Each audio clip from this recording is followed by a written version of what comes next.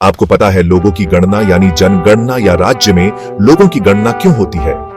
राज्य कर से चलता है जो राज्य के लोगों द्वारा राजा को दिया जाता था। कर प्रणाली संख्या गणना पर आधारित होती है।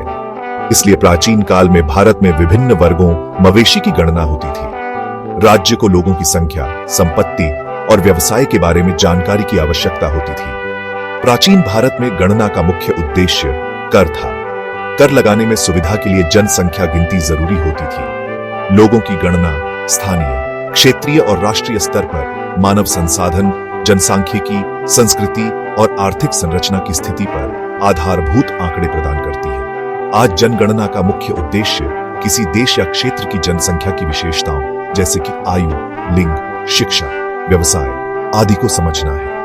यह जानकारी सरकार को विभिन्न क्षेत्रों में नीति निर्माण, योजना और संसाधन आवंटन में मदद करती है। आधुनिक समय में देखा जाए जनगणना से शैक्षणिक, सामाजिक, राजनीतिक और आर्थिक स्थिति को लेकर स्पष्टता आती है। जब उन आंकड़ों में स्पष्टता आएगी तब सरकार भी उनके लिए और मजबूती के साथ नीतियां बना सकती है। जरूरत पड़ने पर उनकी उचित सहायता भी की जा सकती है। प्राचीन भारत में राज्य में ऐसी प्रक्रिया कर से संबंधित होती थी। ऐसे में राजाओं को अपनी प्रजा की जनसंख्या, संपत्ति और पेशे के बारे में जानना जरूरी था ताकि वो सही तरीके से कर लगा सके। उस समय सिर्फ लोगों को ही नहीं गिना जाता था, बल्कि मवेशियों और भिन्न भिन्न वर्गों तक को गिना जाता है। इससे आर्थिक स्थिति और संसाधनों का अंदाजा लगाने में मदद मिलती थी। संपूर्ण जानकारी से राज्य द्वारा लगाया कर सटीक होता है। पुराने राज्यों से लेकर आज के लोकतंत्र तक मकसद अलग हो सकता है, लेकिन लक्ष्य एक ही है, लोगों को बेहतर ढंग से समझना और उनकी सेवा करना और संसाधनों का आवंटन है।